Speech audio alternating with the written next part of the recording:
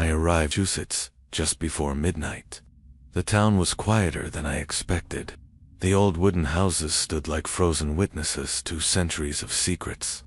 My footsteps echoed along the empty street as a thin layer of mist rolled over the cobblestones. The air was heavy and cold, as if the place itself was holding its breath. I came here because of the book, the one that had been passed between hands in the dark corners of old libraries. It was said to contain 6 rules. 6 rules for those foolish enough to summon what should never be called. I had read those rules over and over in my apartment back in Boston. Each time I felt my chest tighten as though the words could reach out and pull at my ribs. The book was more than ink and paper. The cover was made of some rough black leather that smelled faintly of iron. Its pages were yellowed and brittle, yet the writing was as clear as if it had been written yesterday. The language was English, but every sentence felt wrong. The words were ordinary, but the way they were arranged created a pressure at the back of my skull. I stopped at the edge of Gallows Hill. This was where the old trials had ended in screams. The ground here was uneven and scattered with weeds. A single crooked tree leaned over the earth, as if burdened by the weight of centuries of whispers. I opened the book to the first page, where the rules were written. Rule 1. Do not attempt the ritual alone, unless you are willing to be the only. Offering Rule 2. Do not speak the true name until the circle is sealed. Rule 3. Do not allow the circle to be broken for any reason. Rule 4. Do not look directly at its face when it arrives. Rule 5. Do not accept any bargain, no matter how tempting. Rule 6. Do not forget that once the ritual starts, it will not end until it takes something from you. The rules were simple, and yet, my hands trembled as I read them again. The wind pressed cold fingers against my back. Somewhere in the distance, a bell rang once. I knew I should have turned back, but there was a reason I was here. 3 months ago, my sister vanished. She had been obsessed with the same book. When the police searched her apartment, they found nothing but a circle of salt on the floor and a single black candle burned down to the base. No signs of struggle, no forced entry, just the salt and the candle. I knew she had tried the ritual, and I knew she had failed. I stepped into the clearing and placed the book on the ground. My breath made small clouds in the air. I poured the salt in a wide circle around me, making sure there were no gaps. The sound of the grains scattering over the dirt seemed unnaturally loud. My heart beat faster as I lit the candles one by one, setting them at equal points along the circle. Their flames swayed in the wind, but did not go out. I began to speak the words written in the book. The language felt sharp in my mouth, like pieces of broken glass. The air grew heavier with each sentence. The mist thickened until I could barely see beyond the edge of the circle. I felt something move just outside the candlelight dot. There was a low hum, almost like a voice trying to form. The ground under my feet felt soft, as if the earth itself was breathing. My hands were cold and slick with sweat. I continued speaking the words, forcing my voice not to shake. The mist began to coil inward. The candles bent toward the center of the circle, their flames stretching unnaturally tall. A shadow appeared just beyond the light. It was not shaped like a person. It was taller, wider, wrong in every way. My pulse pounded in my ears.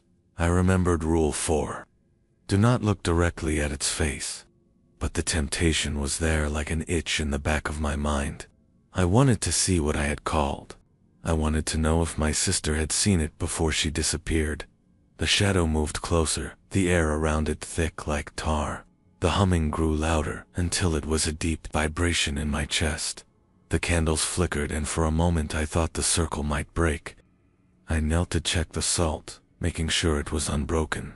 The shape stopped moving, as if waiting. I felt the ground shift again, and a whisper slid into my mind. It did not come from outside.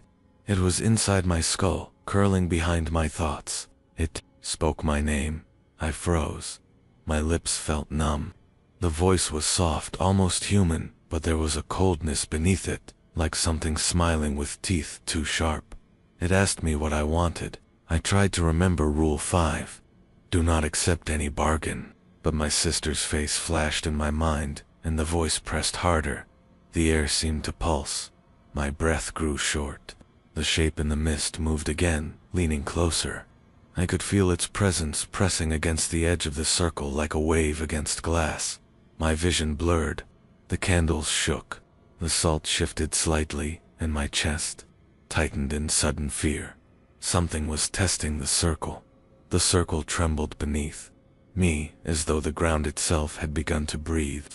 My knees pressed against the cold dirt, and my fingers ached from gripping the book too tightly. I did not dare look up. I could feel the weight of its presence, heavy like wet stone pressing against my back. The whisper came again, curling through my thoughts with unnatural precision. It said my name, as if it had been speaking it for centuries, rolling the sound over in a voice that was not a voice at all. The words were inside me, bypassing my ears. I tried to focus on the rules. My mind repeated them like a shield, but the rules felt thin here, fragile like paper left in the rain. The air within the circle was changing. It was thicker, harder to breathe. The mist outside the candles had stopped moving, as if the world beyond the salt had frozen. Every sound was gone. There were no crickets, no wind, nothing except the faint hiss of the candle flames. I risked a glance at the edge of the circle. Something dark pulsed just beyond the salt line. It had no form I could truly understand, shifting like oil spreading on water. My eyes began to water, as if my body was rejecting the sight of it. I forced my gaze back to the book. My voice was shaking, but I kept reciting the final lines of the invocation. That was when I felt it. The pressure at the edge of the circle grew heavier, like something leaning against a locked door. The candles stretched taller and thinner, their flames almost white. The salt crackled faintly. I dropped to my knees and pressed my palm against the line, feeling the tiny grains. My stomach twisted when I noticed the smallest break in the circle. It was no wider than a thread, but the rules had been clear. Do not allow the circle to be broken for any reason. I reached for the pouch of salt, my hand shaking so badly that grains spilled across my wrist. The instant my fingers moved, the voice surged in my mind. It was no longer soft. It was deep, vibrating through my skull, each syllable dragging like metal across stone. It asked again what I wanted. This time it spoke of my sister, of her voice calling for help. I froze. My mind spun in two directions at once. The rational part screamed that this was a lie, a trap. The other part, the part drowning in guilt and grief, wanted to answer. My breath came fast and uneven. The sound out changed. It was no longer just a low hum. There was movement now. The mist rippled like water disturbed by something massive passing through it. I could feel its steps without hearing them. The ground shifted each time. The voice spoke again, and I realized it was no longer only in my head. It was at the edge of the circle.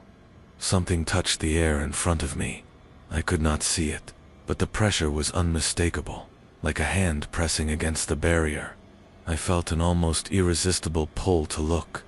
Rule 4 clawed at my thoughts. Do not look directly at its face when it arrives. The voice grew quieter, almost gentle again. It said I could see her if I just looked up. My sister was here, waiting. I gritted my teeth and poured the salt into the gap.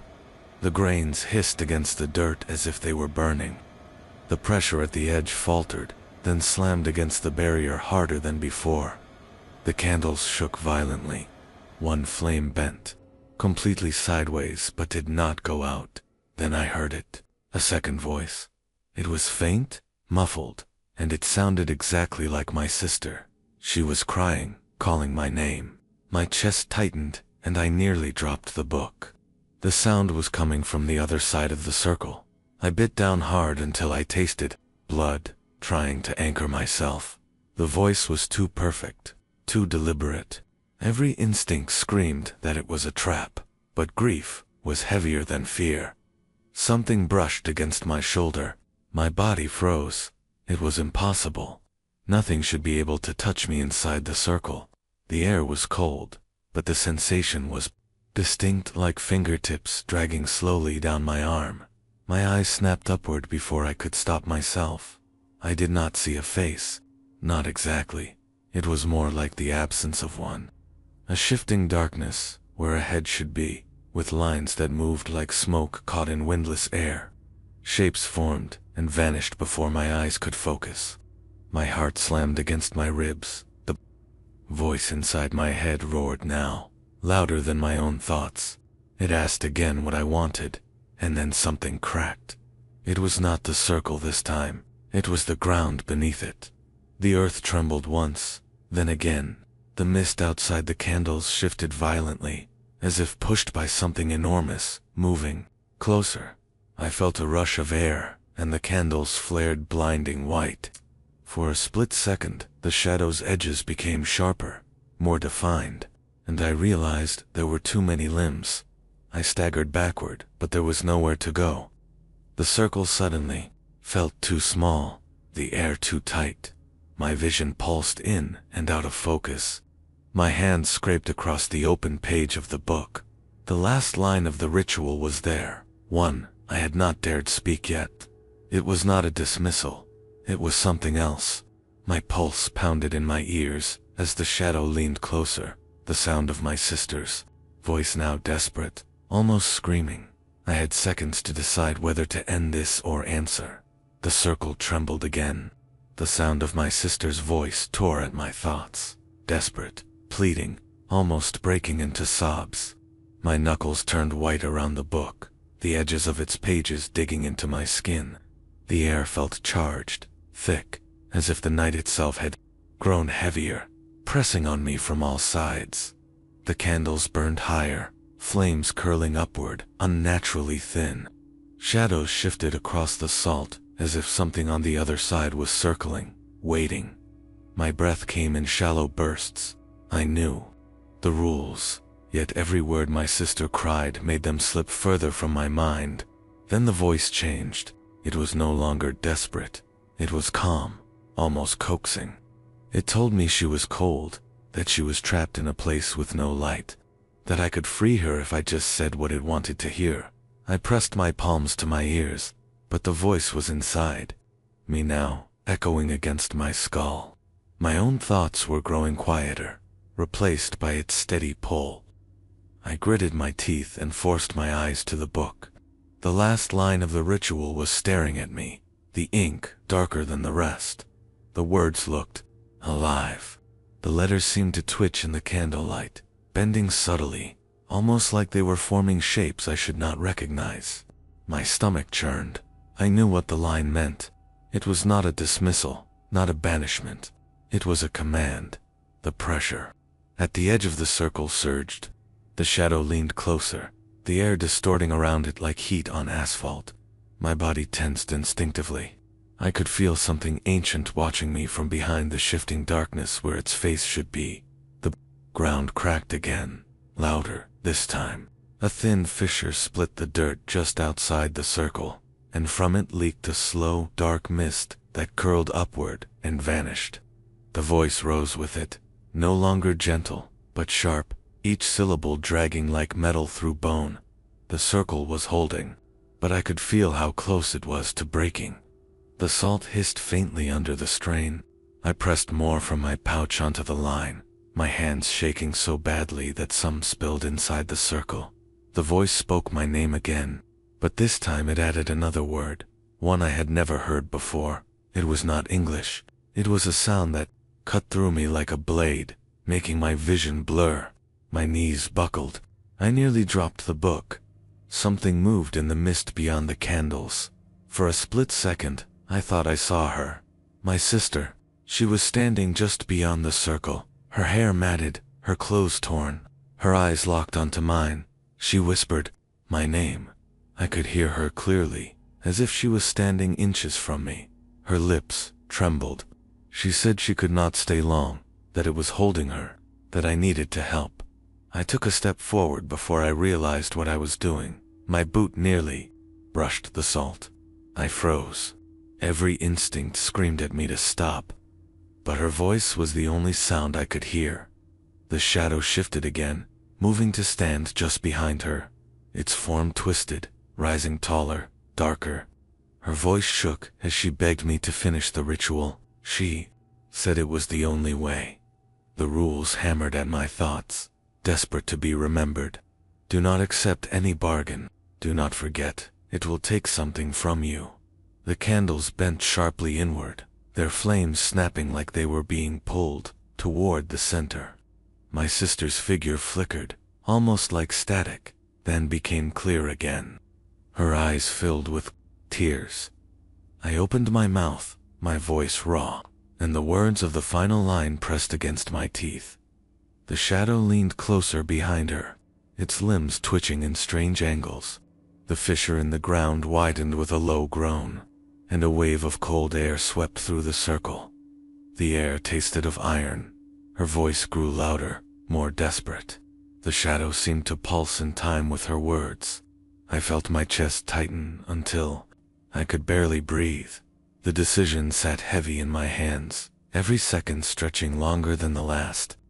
My throat ached with the weight of the words I had not yet spoken. And then, without warning, the shadow moved. It surged forward, pressing hard against the circle. The salt hissed violently, one of the candles snapping in half as its flame flared and died. A gap appeared in the wall of light. The pressure was immediate, crushing. The voice roared inside my head, my vision flashing white. My sister's figure lunged closer, her hand outstretched toward me. The circle would not hold much longer. The circle screamed. That is the only way I can describe the sound. It was not a crack or a snap or the crumble of salt. It was a high sharp, ringing that cut through my bones and made my teeth ache. My knees buckled. The ground felt alive beneath me, pulsing in time with something that was not my heart. The shadow surged forward again, slamming against the boundary. Each time it struck, the salt line glowed faintly for a heartbeat before dimming.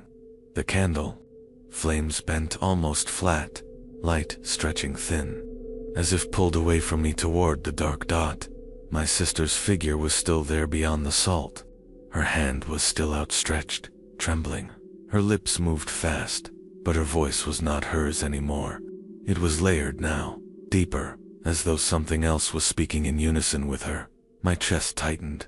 I wanted to reach for her. I wanted to close the distance. Every instinct told me not to, but grief was louder than fear. The fissure in the earth spread further.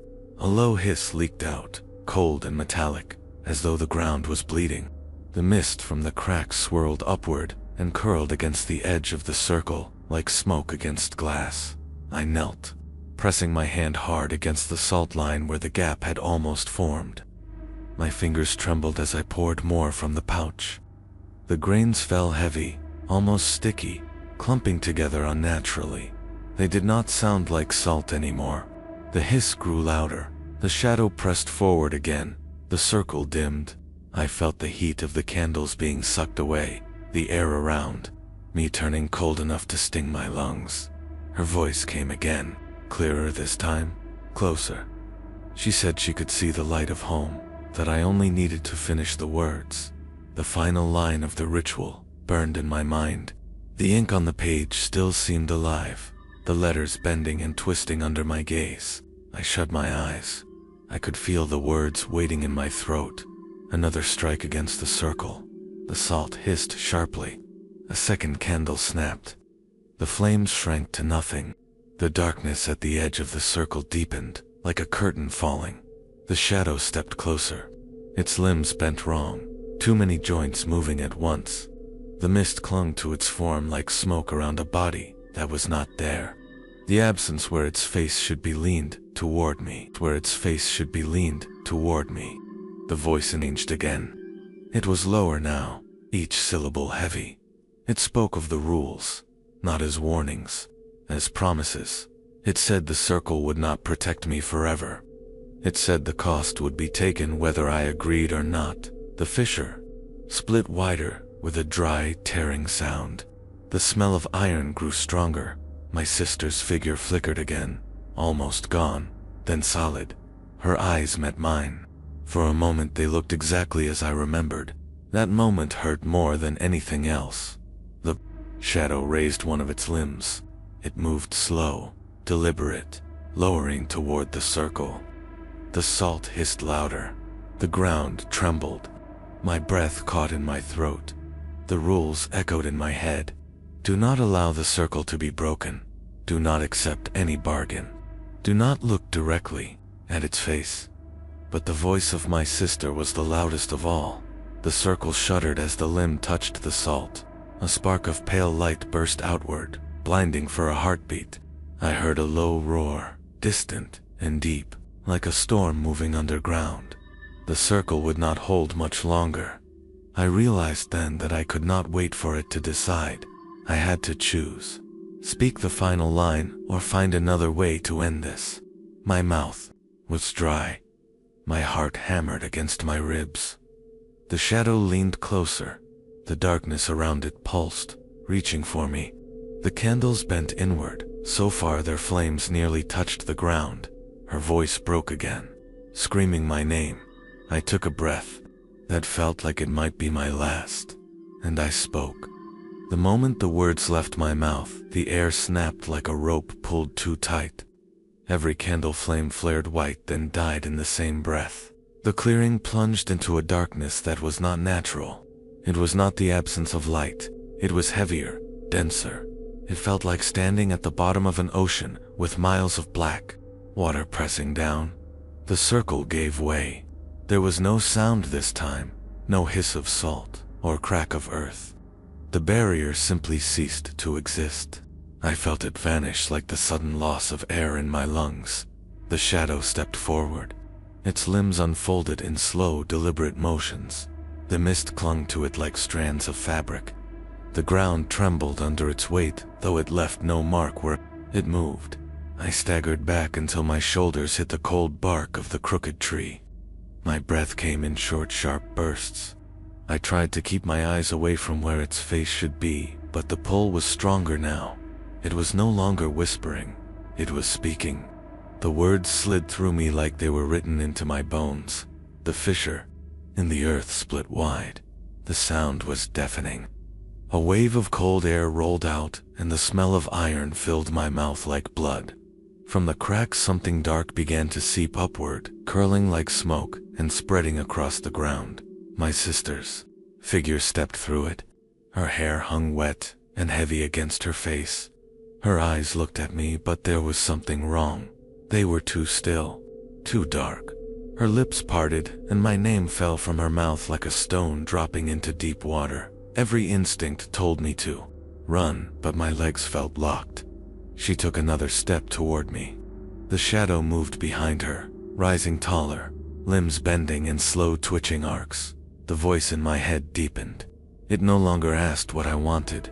It told me it said the cost had been chosen. My chest seized as if invisible hands were closing around it. My knees buckled and I dropped to the cold earth. The book fell from my grip. Its pages turned on their own, whipping forward until they stopped at a blank sheet. Except it was not blank anymore. Words began to bleed through the page in black, ink curling into lines I could not read. Each letter shimmered as if written in liquid. My breath quickened. I realized my name was forming among the words. My sister reached for me.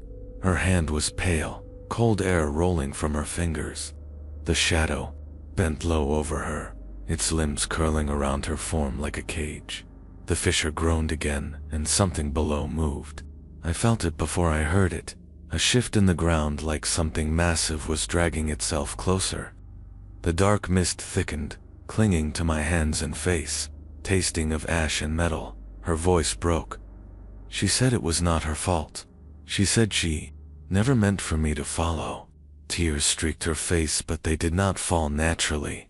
They sank into her skin like drops of ink. The voice inside me grew louder until it drowned out every other sound. It spoke of the rules again. Each one bent now, twisted into something else. Rule 1. You are the offering. Rule 2. The circle is sealed from the outside now. Rule 3. The face is all you will see. Rule 4. The bargain has already been accepted. Rule 5. The ritual ends when nothing is left to take. The words thundered in my mind until I thought my skull would crack. The shadow straightened. Its limbs spread wide, as if unfurling. The ground beneath me heaved once more. My sister's form flickered, vanishing for a breath before snapping back, her mouth open in a silent scream. The darkness around the fissure surged, rising high enough to blot out the crooked tree. The air shook with a deep, low sound that I felt in my chest. The voice told me to look, and I did. I lifted my eyes, and the world split open. Where its face should have been, there was nothing and everything.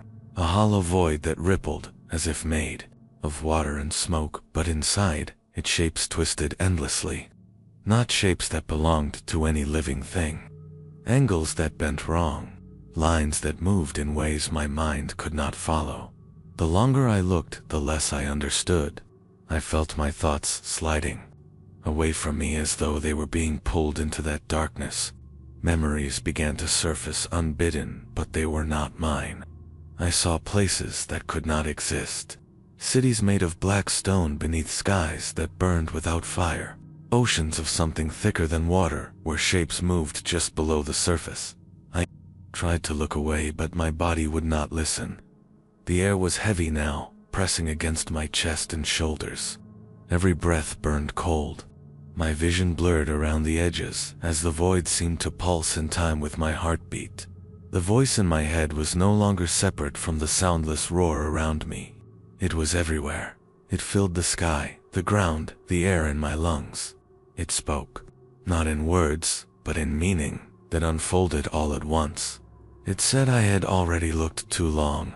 I staggered backward, my heels digging into the cold earth, but there was nowhere to go. Behind me, the crooked tree loomed black against the mist, now thicker and darker. The fissure at my feet had widened so far, I could see nothing beneath it but a deeper blackness that seemed to stretch forever. My sister's figure was closer now. Her hand was still outstretched, but her arm was wrong. The skin looked pale and stretched too tight, and her fingers bent at angles that made my stomach twist. Her eyes had changed too. They were no longer dark. They were empty. She whispered my name again, but the sound was wrong. It came in layers, like many voices speaking through her mouth at once. Each voice had a different tone, some high and breaking, some low and guttural. The shadow leaned over her like a shroud, its limbs curling in slow arcs. Every motion it made left faint trails in the air like smoke that refused to vanish. I felt the pull again, stronger now, dragging me toward the fissure, toward them. The book still lay open on the ground. The page with my name was almost full now, the letters dark and wet. More words were appearing around it, curling outward in strange spirals. My breath caught as I realized some of those words were names I recognized. Names of people who had vanished. The ground shook again, a long, slow roll that made my knees give way. I caught myself with my hands against the dirt. The cold seeped into my skin like water sinking through cloth. My fingers brushed against the edge of the fissure, and I jerked back in time to see a shadow move just beneath the surface. Shadow moved just beneath the surface. The voice came into my mind until I could feel it behind my eyes. It told me the ritual was almost done. It said the offering would be taken soon. My chest tightened, as if invisible hands were gripping my ribs. I could not breathe. My vision narrowed until all I could see was the shadow, the fissure, and my sister's hollow eyes. The candles that had gone dark flared back to life, but their flames were black now. They cast no light, only deeper shadows that crawled across the ground, toward me. The crooked tree groaned above me. Its bark cracked loud in the silence, and dark sap ran down its trunk in slow, heavy drops. The voice grew louder. It told me to step forward. Just one step. That was all it needed. My sister's hand was inches away now. Her fingers trembled as if she was barely holding herself together. The shadow bent low over her, its limbs twitching like the legs of some vast insect. I could feel the ground tilting beneath me as though the world itself was bending toward the Fissure. I felt my foot slide. My foot slid forward, and the soil beneath my boot felt wrong. It was no longer solid ground, but something softer, almost alive. My stomach lurched as though I was stepping onto skin stretched tight over a hollow space. The pull from the fissure deepened. It was not just gravity. It was something more deliberate, a force with intent. I could feel it curling around my ankle like unseen fingers, dragging me closer to the dark crack in the earth.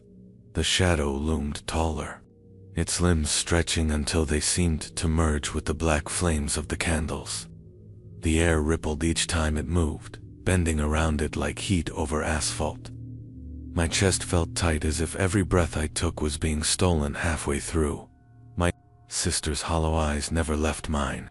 Her trembling hand hung in the space between us, closer now, her fingertips brushing the air where the circle had been.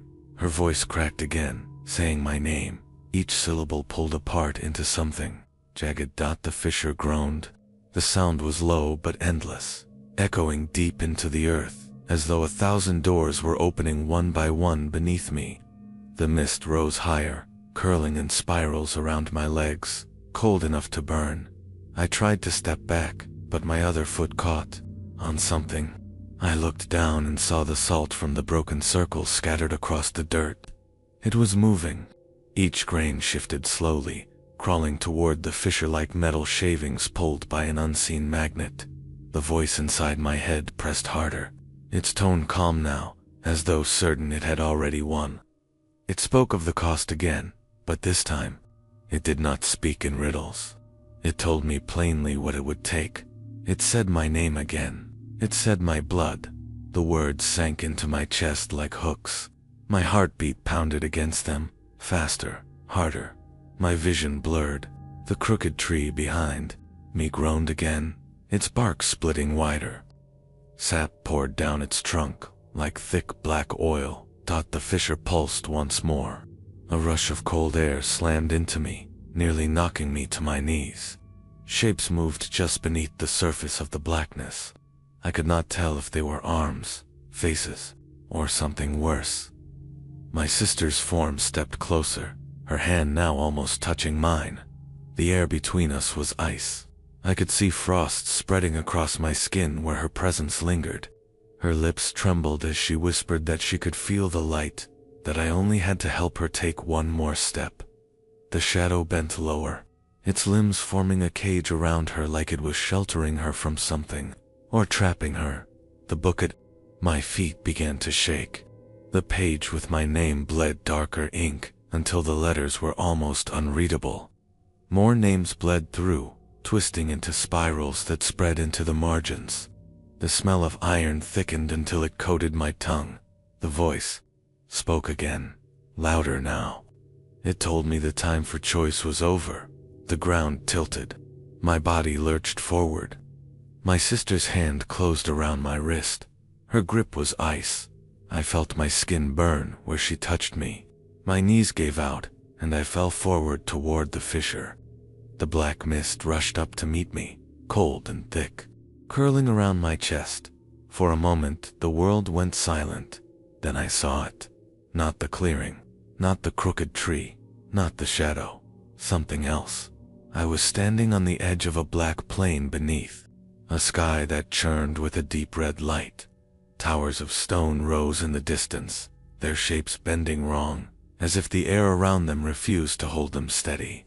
Shadows moved along the horizon, vast shapes that shifted too quickly to follow. The ground under my feet pulsed, alive, warm. I could feel something moving beneath the surface, like a heart beating in the earth. The voice came again, but here it was louder, closer. It filled the air and the ground all at once. It said I had crossed the threshold. The air here was thick, almost tangible, heavy with a smell that was neither earth nor fire, but something older. Each breath felt wrong in my lungs, as though I was inhaling something alive.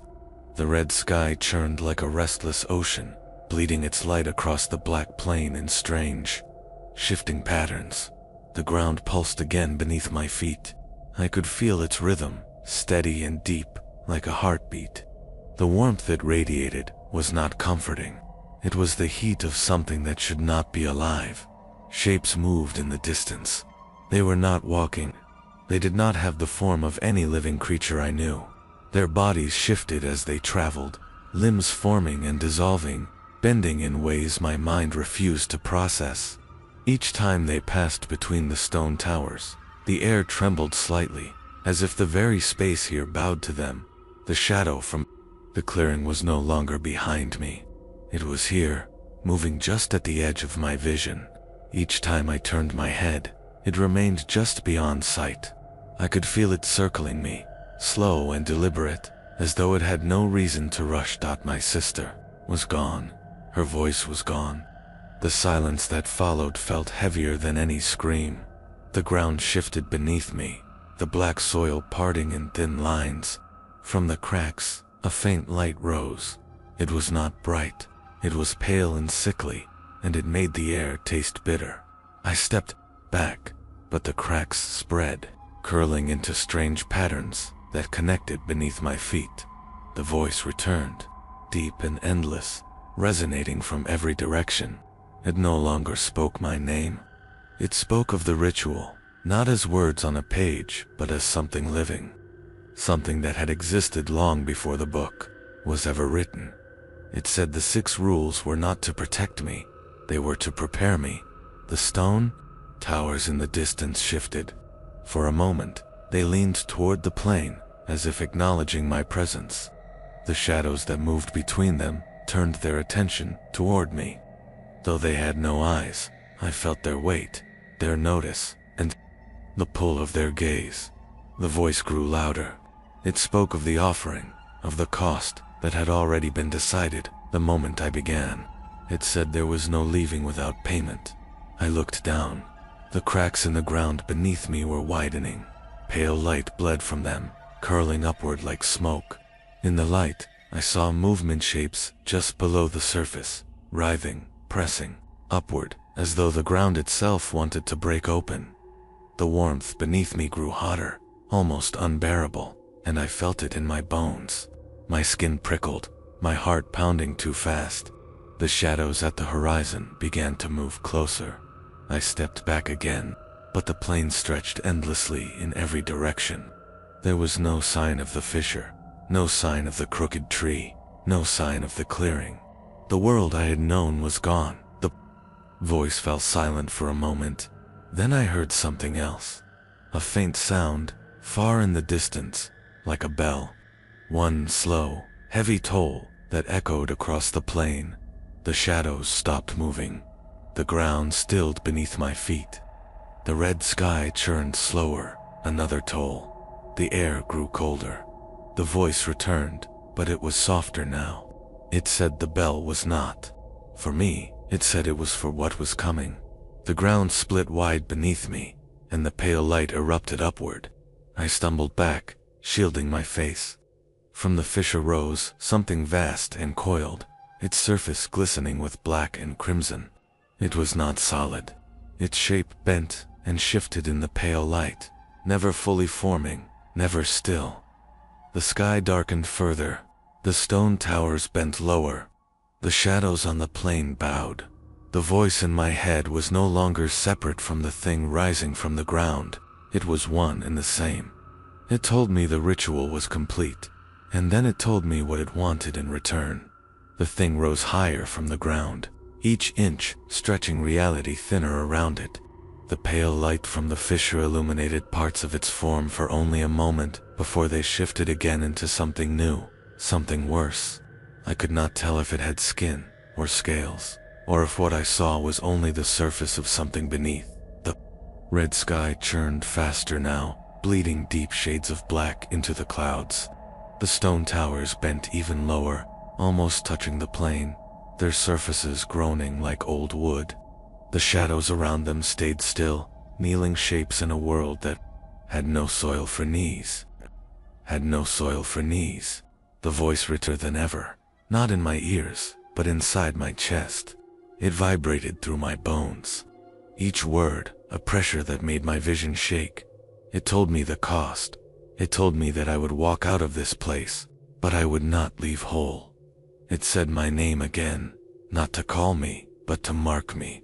I felt it burn inside my head, like a brand pressed into my mind.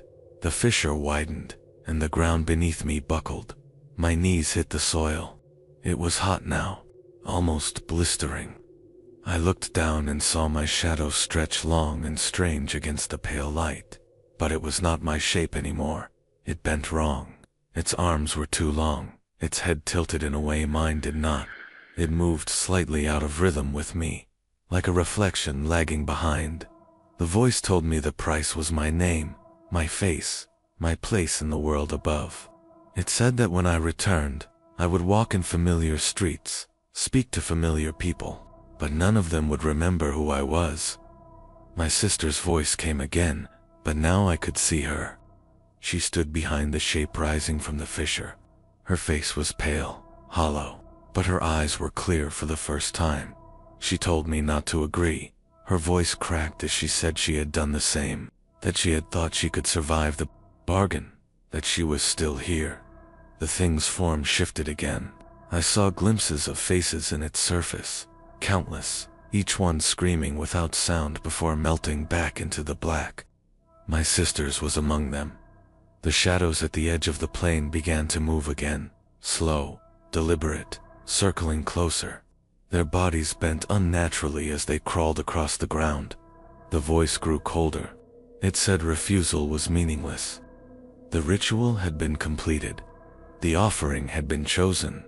I felt something cold curl around my wrist. I looked down and saw nothing, but the pressure was there, dragging my hand toward the fissure. My other hand gripped the black soil, fingers sinking into it like sand. The pale light surged, blinding for a moment. When my vision cleared, the thing from the fissure had bent low, its shifting form towering over me. I felt its presence filled the air. Heavy and absolute, it said the payment would be taken now. The ground beneath me began to fall away. I saw my shadow detach from my feet. It stood on its own. It turned toward me, and it smiled. The plain crumbled beneath me. I felt the heat vanish, replaced by a cold, so sharp it cut through my skin. The red sky above flickered once like a dying flame, and then there was nothing but black. I fell. The wind tore at me, but there was no sound. My shadow fell beside me, no longer tethered to my feet. It drifted in the air, as if it weighed nothing. Its head tilted toward me. It moved its mouth, but no sound came out. Then the voice spoke again, low and steady. It told me the crossing was done. The blackness split. I was on the ground again, on my knees. The crooked tree loomed above me, its bark wet with sap that smelt faintly of iron. The candles around the circle were nothing but stubs of black wax, cold to the touch. The mist had thinned, curling weakly around the base of the tree. I looked down at my hands. The skin was pale, almost colorless, but it was still mine. I touched my chest. My heartbeat was there, steady. The fissure was gone. The clearing was silent. I stood slowly, the book still lying open on the dirt. The page that had held my name was empty now, blank except for faint stains where the ink had bled through. I picked it up, but the weight felt wrong, heavier than before. I walked out of the clearing. The woods were still. The air cooled against my skin. The path back felt longer than I remembered, but eventually I saw the lights of the town. I stepped onto the road. Everything looked the same, houses where they should be. Streetlights humming faintly. A car passed by, its headlights briefly blinding me, but something was wrong. A man I recognized passed me on the sidewalk. He had lived on the same street as me for years. I opened my mouth to greet him. He looked at me, his gaze sliding past me as though I was nothing more than another shadow in the dark. I saw more faces, people I had known since childhood. None of them looked at me. I spoke. My voice sounded normal in my own ears, but no one turned. I walked faster. My own street appeared ahead, each house familiar. My home stood there, light spilling faintly from the windows. I stepped onto the porch. My hand hovered over the door, but I stopped. Through the glass I saw someone inside. They looked exactly like me. They moved with my gestures. They spoke in my voice. My family was there, talking to them, smiling as though nothing was wrong. My chest tightened. I stepped back into the shadow of the porch, my breath cold in my lungs. Behind me, something shifted. I turned, but there was nothing there. Only my shadow stretched long across the ground. It moved a second after I did. Its head tilted toward me, and it smiled again, and it smiled again.